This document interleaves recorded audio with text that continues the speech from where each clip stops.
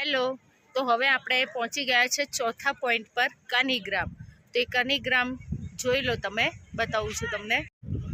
આ છે કનીગ્રામ.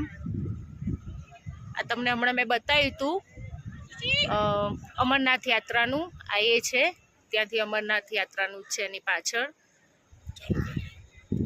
એ અમરનાથ યાત્રા ચાલુ થાય છે ત્યાંથી. આ પહાડો છે, જોઈ લો બરફના. આખી હરિયાળી હરિયાળી, લીલી શુદ્ધ વાતાવરણ, ચોખ્ખી હવા, નો પોલ્યુશન, એકદમ નેચરલ. ત્યાં કાશ્મીરી કોસ્ચ્યુમ પહેરીને ફોટોશૂટ કરી રહ્યા છે. એકવાર બેસી ગઈ એટલે હવે એમ નથી થતું કે ના બીક લાગશે, કેવી રીતે બેસીશ. હવે ડર ભાગી ગયો છે.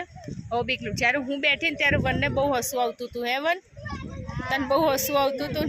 કેમ? તારી હાલત બહુ. કેમ, કેવી હતી મારી હાલત? ખરેખર મને ડર લાગતો હતો. 2 વાર તો હું ચઢી નહીં, ચડતા બેસતા ઉતરી ગઈ કે મારે નથી બેસવું. પણ એ લોકોના સાથ સરકારથી મને હિંમત આપીને મને પરાણે બેસાડી, પછી બેસાઈ ગયું છે. ખરેખર બહુ મજા આવે છે. કાલે જે બાઇક રાઇડિંગ કર્યું હતું એના કરતાં અહીંયા હોર્સ રાઇડિંગ, એટલે કે હોર્સ પર બેસીને આવવાની જે મજા છે એ સરસ છે. એમાં વધારે મજા આવે છે. So thank you.